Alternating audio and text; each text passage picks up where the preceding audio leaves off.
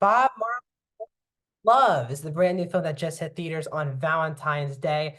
The film is directed by Ronaldo Marcus Green, who's coming off of his last film, which was nominated for multiple Oscars, even won Will Smith an Oscar in King Richard. This movie is also produced by Brad Pitt's company, Plan B, as well as Dee Dee Gardner, as well as multiple members of the actual Marley family, Rita and Ziggy in particular. This film stars Kingsley Ben-Adir as one of the most influential and famous singers and artists of all time, Bob Marley. As this movie takes place the last 4 years of Marley's life in the late 70s into the early 80s, as he gets an assassination attempt, as he's trying to find himself politically in Jamaica. And when his fame really blows up, where does he stand in the world? His confidant throughout all of this is his longtime partner and wife, Rita Marley, who's played in this movie by Lashana Lynch. Is a backup singer in Marley's band. It's also a very complicated relationship.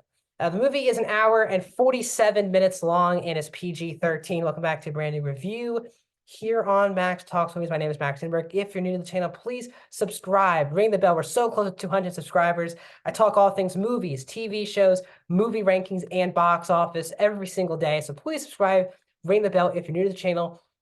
I've started doing out of theater reactions, and the day before this video came out, I already did an out of theater reaction, my general thoughts on this movie last night. So if you want to also see just my general quick, usually a minute long are my out of theater reactions. I'll do that for every movie I see in the multiplex this year. Like the video as well, guys, the thumbs up button. That's how you support this channel. And also please comment down below. I love responding to you guys.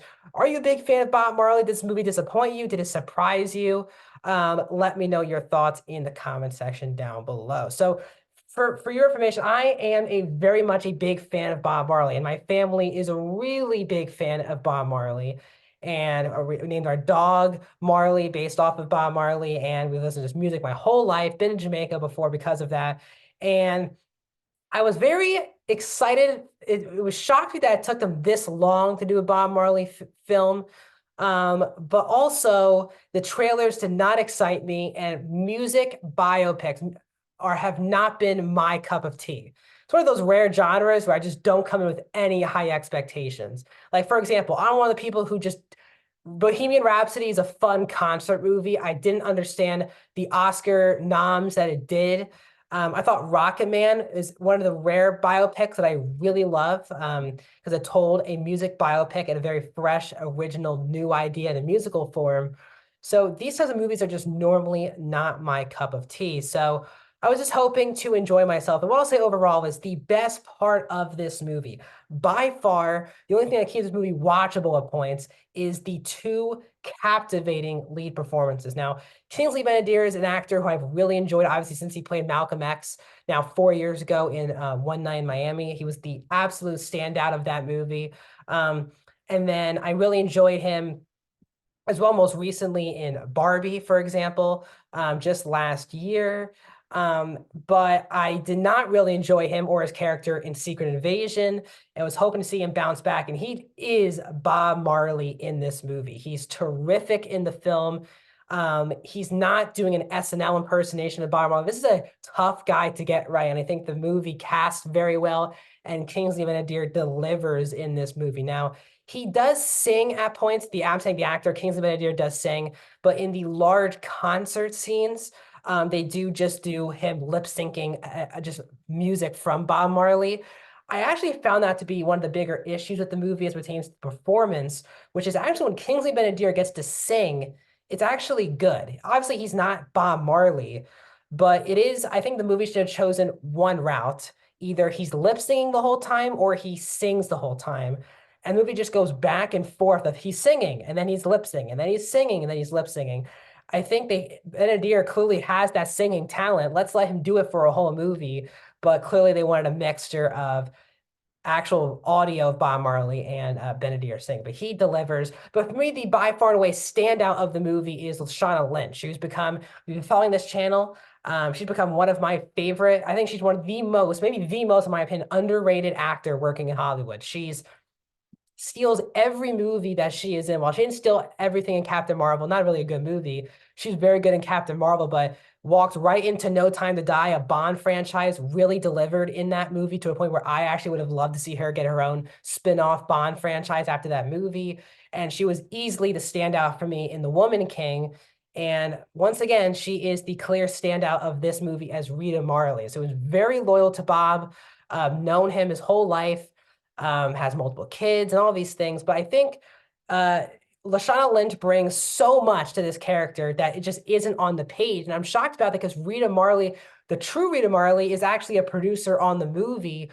And I'm shocked how little development there is for Rita's character other than just being a backup singer and Bob's wife. Like, I just feel like there is a complex relationship here between Bob and Lynch, Bob and Rita that is clearly evident in real life. I think the movie sometimes wants to touch his toe in things and then kind of move away. But Lynch delivers, especially in the first two acts where she really has nothing to do.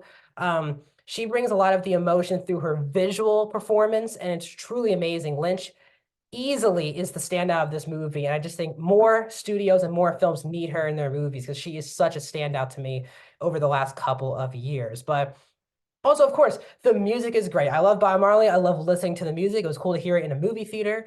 So that was very good as well. The actual direction from Marcus Green is very solid as well. But to get into my issues, this is for me just a by the books generic biopic. And I think this movie could have been special, could have been an awards movie, but the movie does not feel like it's very focused. I think each act has its own resolutions and they don't really connect to each other that much.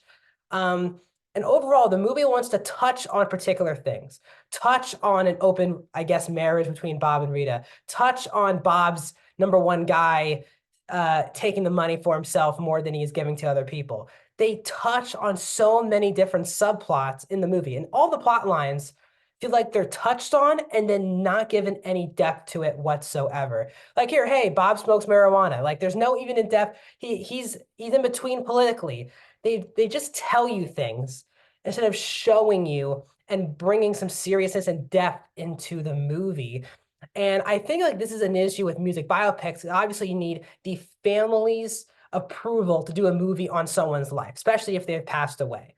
I totally get that, and they should have full realm to want whatever movie they want from their family. But I do think there's a positive and a negative. There could be the positive of this family will show the authentic side of Bob that they saw in their lives, and that's what they want to do.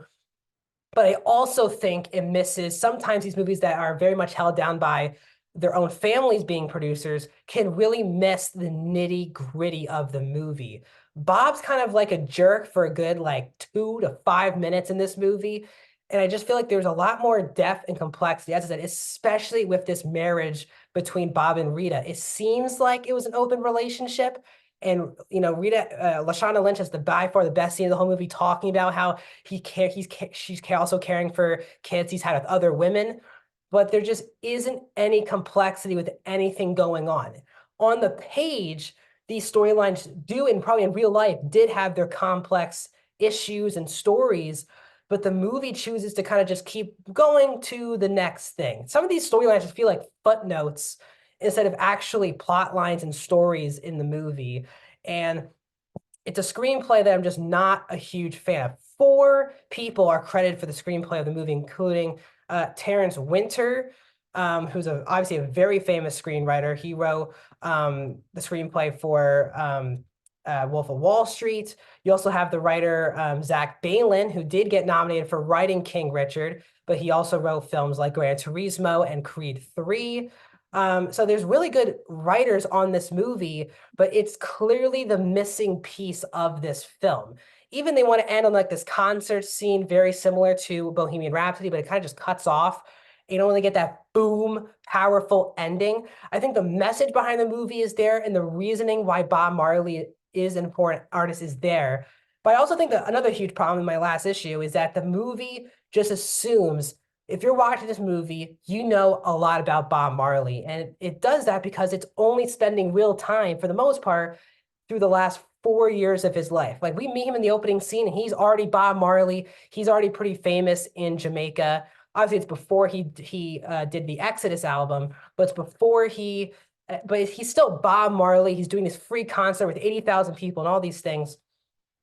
And I think the movie just didn't want to do the obvious conventional route, which I'm all for. But I feel like we missed so many moments in his life. And the moments we got in these last 4 years felt rushed and not done with timing. This movie's under 2 hours. I think this movie easily could have been over 2 hours and could have just settled in on a couple of these plot lines in the movie and let these scenes breathe. But it keeps wanting to go to the next thing, instead of just letting one story feel like it's resolved in the right way. So as you can tell, the performances are fantastic, and they're the standouts of this movie. And of course, the music is great. You can easily have a good time just watching this movie because the music of the real Bob Marley is obviously very good. But I think the script just doesn't get into the nitty-gritty as they should. They bring up storylines and then kind of just dust them off a couple minutes later. We don't even get that much into his illness. So overall, this is a disappointing, just generic. I think if you think of the generic music biopics,